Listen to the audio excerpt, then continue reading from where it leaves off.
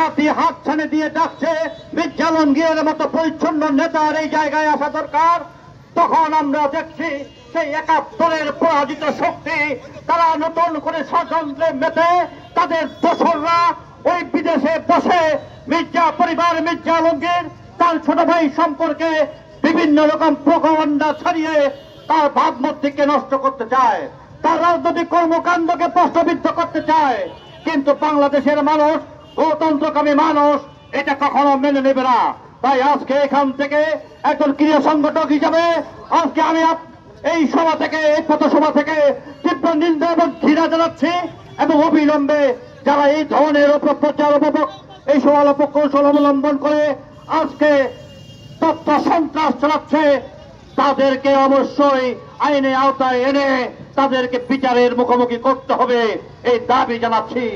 আজকে মির্জা আলমগীরের প্রতি ঠাকুরগাঁওয়ের মানুষের ভালোবাসা তাকিয়ে দেখেন, একদিকে শিক্ষক সমাজ, একদিকে তরুণ সমাজ, একদিকে ক্রীড়াবিদ, একদিকে আইনজীবী, আরেকদিকে মৎস্যজীবী, আরেকদিকে বিভিন্ন পেশাজীবী সংগঠনের মানুষ, একদিকে নারী সমাজ মাটিতে দাঁড়িয়ে থাকতে পারবে না।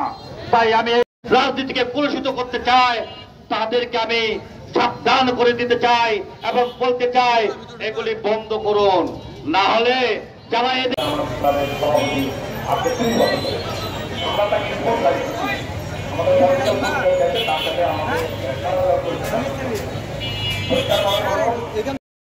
শ্রেণীর মানুষ এখানে নেমে এসেছে।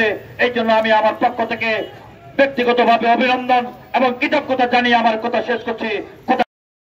নেতৃত্ব দিবে, এটি শেষ কথা। তাই আজকের এই মানববন্ধনে বাংলাদেশ প্রাথমিক শিক্ষক সমিতির পক্ষ থেকে আমি জুলফিকার সহ আমাদের অনেকগুলো শিক্ষক সংহতি প্রকাশ করে আজকের এই অনুষ্ঠানের সাফল্য কামনা করছি। সবাই ভালো থাকবেন। আসসালামু আলাইকুম। সাথে আমার দীর্ঘ সময়ের সম্পর্ক, দীর্ঘ সময় ওনার সাথে চলাফেরা করছি। ৯১ সাল থেকে ওনার সাথে একসাথে রাজনীতি করেছি। মুক্তিযুদ্ধের সময় উনি কি কি করেছে আমার থেকে আর কেউ বেশি জানে না। আমরা তখন ঠোকরাবাড়ি ক্যাম্প থেকে বাংলাদেশে ঢুকছি, উনি সব সময় আমাদের খোঁজ খবর নিতেন এবং দিতেন কি করছি না করছি। ২-১ দিন পরে উনি মুক্তিযুদ্ধের সঙ্গে সংগঠন হিসেবে কাজ করছেন এবং আমাদের খোঁজ খবর রেখেছেন ভাই। আর দীর্ঘ সময় ওনার সাথে রাজনীতি করতে কোনো সময় দেখি নাই যে উনি কোনো সময় কেউ কারো কাছে 10 টাকা নিয়েছেন। এত লোকজনের চাকরি আমরা নিয়ে গেছি, বহু মানুষের চাকরি হয়েছে, কেউ বলতে পারবে না যে কারো কাছে 10 টাকা চাই নিছে বা কেউ 10 টাকা দিচ্ছে ওনাকে, এরকম কোনো নজির নাই। আমরা মাঝে মধ্যে আফসোস করতাম যে ভাই তোমার নাই যে আমাদের দরকার আছে, কিন্তু উনি কারো কাছে 10টা টাকা কোনো সময় নেন নাই বিনা পয়সায়। যদি কোনো চাকরিজীবী লোক থাকেন এখানে আসি বলেন যে মির্জা আলমগীরকে আমরা 10 টাকা দিচ্ছি, দেন নাই।